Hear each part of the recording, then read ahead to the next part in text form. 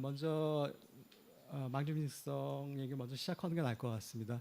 뭐 잘 아시다시피 망중립성이라는 거는 그 개념적으로 굉장히 간단한 개념입니다. 그래서 그 각자 시각에 따라서 전문 분야에 따라 가지고 굉장히 다양한 의견도 있고 그 폭도 굉장히 넓습니다. 그래서 제가 말씀을 드리기 전에 제가 오늘 논의를 어떻게 구성했는가를 먼저 말씀을 드리는 게 나을 것 같습니다. 그래야지 논의가 빨리 될 것 같습니다. 그래서 일단 4차 그러니까 주제는 4차 산업혁명 시대의 망중립성인데, 사실상 망중립성 정책이라든지 규제라는 걸로 넘어간다 그러면 그 규제 대상이라든지 개념이라는 게 굉장히 명확한 그런 분야입니다. 정책이라든지 규제라고 한다 그러면. 근데 그리고 그 아주 구체적인 내용에 있어서는 뭐 콘텐츠가 네트워크를 어떻게 활용하는가 이러한 세부적인 금지 행위들도 따라가고요.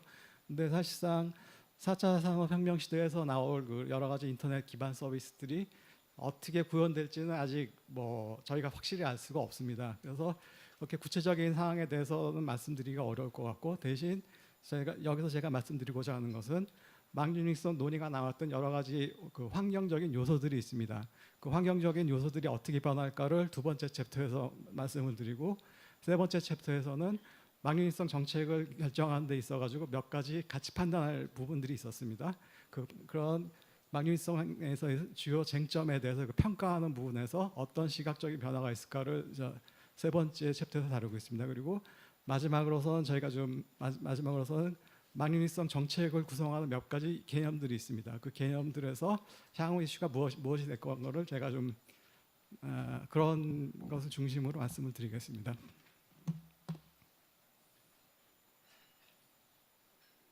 예, 먼저 망중립성이라는 건 네트워크를 이용해서 제공되는 서비스들이니까 4차 산업혁명 시대에서 어떤 인터넷 서비스가 등장할까를 예측하는 게 먼저 순서일 것 같습니다.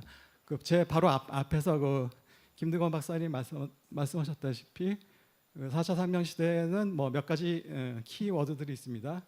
예를 들어서 뭐 빅데이터를 분석을 통해 가지고 인공지능도 들어가고, 특히 5G 네트워크를 활용해 가지고 여러 가지 지능 정보형 서비스가 출현한다라고 저희가 익히 알고 있습니다. 그래서 예를 들자 그러면 뭐 5G 네트워크의 초연결성을 이용해 가지고 스마트 센싱 해 가지고 뭐 스마트 공장 이런 서비스도 등장할 것 같고요.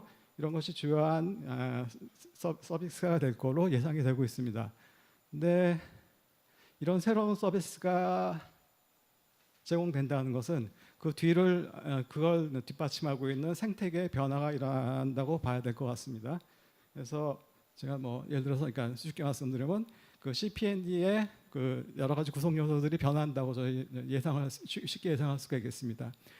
예를 들어서 이 콘텐츠 영역 같은다 그러면 뭐 현재로서는 뭐 음성, 문자, 뭐 OTT 등 부가 서비스가 주로 된다 그러면 4차 혁명 시대에서는 그 지능 정보형 콘텐츠들이 들어올 것 같고요. 그리고 플랫폼 분야에서도 예를 들어서 향후에는 지능형 서비스 플랫폼이 나타날 것 같고, 네트워크 분야에서도 5G 네트워크가 나오리라는 건 뭐 너무 당연합니다. 그리고 망중립성이라는 것은 이런 CPND 간의 일종의 뭐랄까 유기적 관계를 규정하는 정책이라고 볼 수 있으니까, 이러한 CPN들의 구성 요소가 바뀜으로써 우리는 다시 한번 망중립성을 좀 새로운 시각으로 바라봐야 되지 않을까 이렇게 생각을 합니다. 네, 그러면 잠시 여기서 이제 망중립성에 대해서 그냥 개념적인 부분을 잠깐 짚고 넘어가는 게 나을 것 같습니다.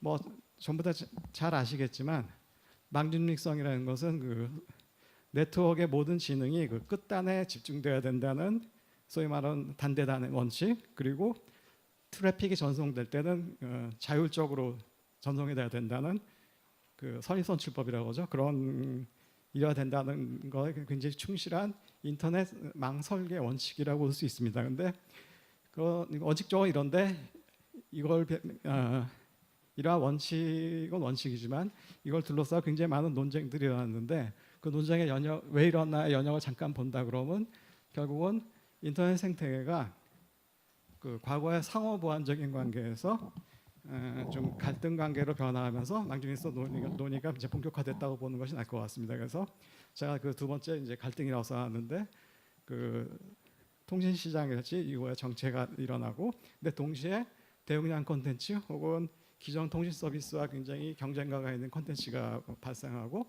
그리고 동시에 그 서비스 이용량은 늘어나고 해서 망투자 비용은 더 늘어나는데 거기에 대한 분담 이슈도 나오고, 어떻게 보면 이러한 갈등 관계가 나온 것이 망일성의 영역이라고 볼 수 있겠습니다.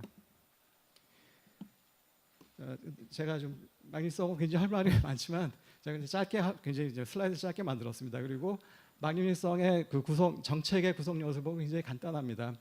그 어떤 나라든지 그 망중립성을 표명한 나라들, 그 표명한 나라들은 이제 공통적으로 합법적인 트래픽의 차단, 차별 금지, 그리고 뭐 그렇지만 그 합리적인 트래픽 관리는 허용되고, 그리고 동시에 트래픽 관리하는 정보의 투명성을 이제 강조하고 있습니다. 그리고 또한 공통적으로 규제 대상은 네트워크 사업자입니다. CP는 아니겠고요. 그리고 대부분의 나라에서는 다 관리형 서비스는 망유지성 규제의 대상에서 이제 예외사항으로 되어 있습니다. 물론 이거는 망유지성을 표방한 나라의 얘기고, 그렇지 않은 나라에서는 뭐 다른 얘기가 또 되겠죠. 근데 이거는 그냥 정책적으로 저희가 굉장히 짧게 만들었지만 이외에도 굉장히 많은 논란은 있습니다. 정책의 범위가 어디냐에 대해 가지고, 예를 들어서 공학을 하시는 분들 같으면 망유지성 정책이라는 것은 그러니까 그러니까 네트워크 사업자들의 트래픽 관리 권한이 어디까지 있는가를 그냥 망유지성 정책으로 보신 분도 계시고, 약간 더 넓게 보시는 분들은 네트워크 사업자와 콘텐츠 사업자 간의 거래 관계를 어떻게 가져갈 것인가, 그거를 망유지성이라고 보는 분도 계시고, 아주 더 크게 보시는 분들은 뭐 한 국가의 ICT 뭐 정책 방향을 담아야 된다, 뭐 여기까지 보시는 분도 계시고, 굉장히 큰 범위라고 볼 수 있겠습니다. 하여튼 근데 그 다음에 최근 그래서 망유지성 세계 여러 나라의 그 망유지성 정책 동향을 잠깐 보신다 그러면, 뭐 한마디로 말씀드린다 그러면, 망유지성을 도입한 국가라고 하더라도 그 국가별 그 상황에 따라 가지고 망유지성을 뭐 정책을 구현하는 방식이라든지 그 강도는 굉장히 다양합니다. 뭐 잘 아시겠지만 EU 같은 경우는 2015년도에 이미 EU 차원에서 입법을 시작했고, 우리나라는 뭐 여러 가지 가이드라인이 있습니다. 망유지성에 대해서. 그리고 동시에 네트워크 사업자는 기간통신 사업자에 이제 해당이 되니까 전기통신사업법상에서의 기간통신 사업 대상 규제도 될 수 있겠고, 또한 금지행위도 또 적용 대상이 되겠습니다.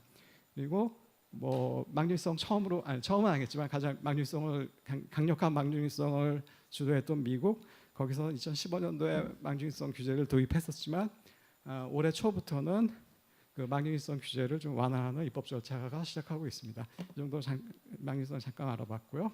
그다음으로는 제가 모두에 말씀드렸듯이 망유지성 논의를 둘러싼 환경의 변화를 잠깐 살펴보겠습니다. 예, 제가 망유지성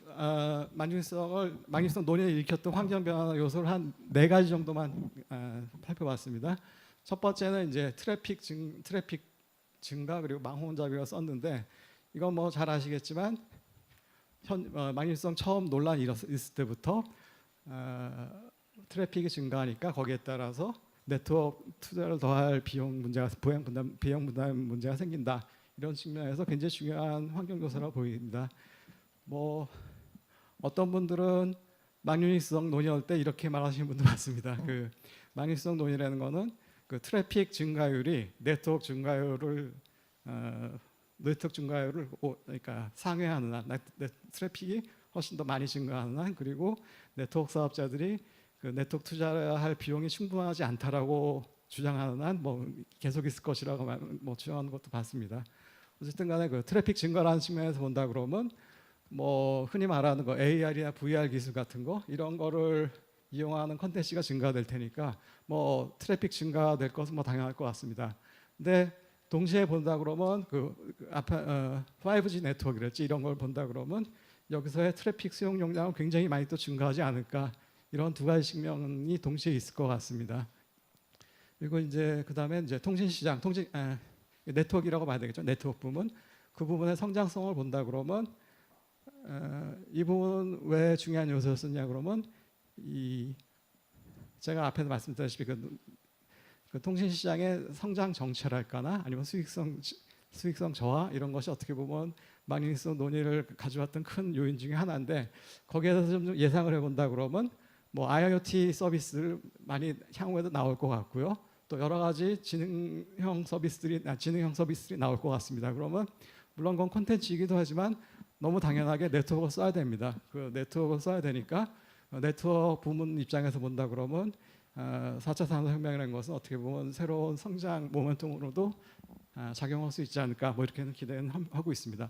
그다음에 이제 플랫폼 부분입니다. 플랫폼은 현재까지는 뭐 굉장히 단순하게 인터넷상의 소프트웨어화된 플랫폼들을 보통 저희는 생각하고 있었겠죠. 근데 뭐 그냥 예상을 해본다 그러면 뭐 구글이 굉장히 좋은 AI 기술을 갖고 있는데 뭐 생각하기에 구글이 AI를 이렇게 개발하고 돈 많이 들인 게 꼭 바둑 두려고 거기에만 쓰려고 들이라고 생각하지는 않습니다. 그래서 그런 AI 기술들이라는 것은 굉장히 광범위하게 쓸 수 있으니까 이러한 핵심 기술을 보유한 플랫폼 사업자들이 성장이 되지 않을까.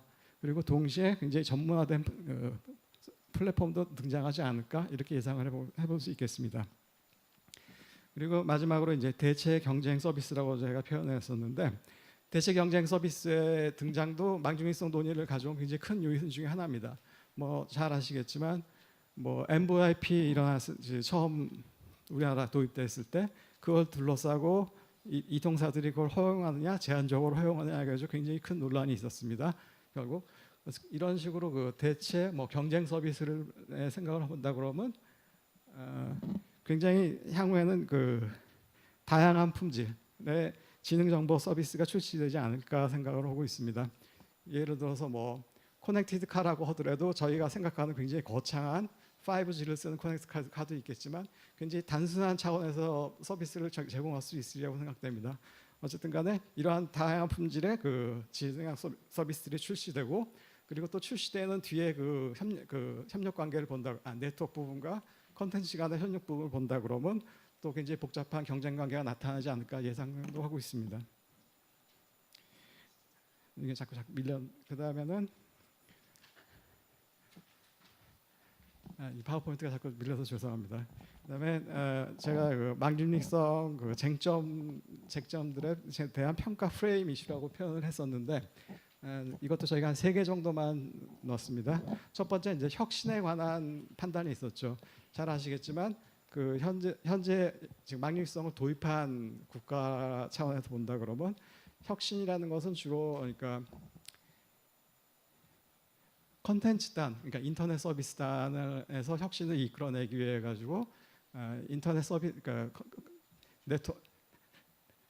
네트워크가 그 윗단에 미치는 영향을 줄여야 된다는 것이 뭐 여태까지 논리였었습니다. 근데 향후 혁신이라는 것은 뭐 여러 가지 지능 정보 서비스라든지 이런 것이 출현할 테니까 여기에 대해서 평가를 통해 가지고 망중일성 정책의 방향이 결정되지 않을까 생각이 듭니다. 그리고 네트워크 투자를 누가 할 것이냐 분담 문제가 있었습니다. 여기에 대해 가지고는 지능 정보형 서비스가 출현한다 그러면 좀 더 여러 다양한 계층들이 다양한 수혜 계층들이 나타나라고 볼 수 있겠습니다. 그러니까 뭐 플랫폼 계층, 지능 정보형 서비스를 제공할 수 있는 플랫폼 계층, 네트워크 계층은 물론이고 그리고 어떻게 보면 최대 수혜자는 뭐 최종 이용자가 될 수 있습니다. 새로운 서비스에 대해 가지고. 그래서 이러한 여러 다양한 계층들 간의 그 망 투자 논의가 일어나지 않을까 예상되고요. 마지막으로 이제 불공정 행위에 대해서도 뭐 여러 가지 콘텐츠와 네트워크 간의 그 배타적 제휴라든지 아니면 하이엔드와 로우엔드 서비스 간의 경쟁 같은 여러 가지 경쟁 형태가 나타날 수 있을 거로 생각이 됩니다.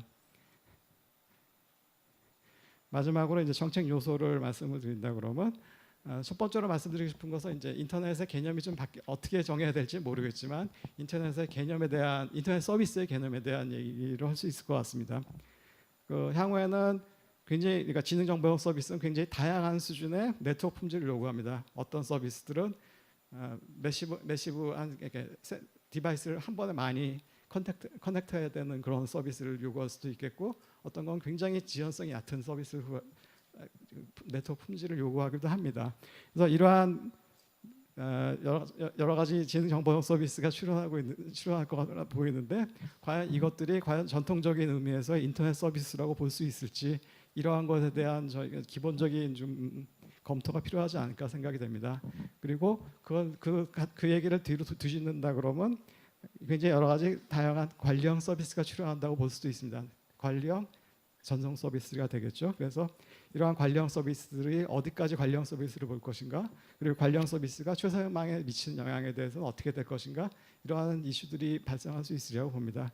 그리고 마지막으로도 이제 불공정에도 굉장히 다양하게 될 텐데 그 생태계 내 제휴를 통해서 굉장히 여러 가지 사업 모델이 등장할 것으로 예상되니까 경쟁 이슈가 발생해 있는 대체 서비스 혹은 뭐 유사 서비스의 범위에 대해서도 좀 더 많은 검토가 필요하지 않을까 이렇게 생각합니다. 이상으로 발표를 마치겠습니다. 감사합니다.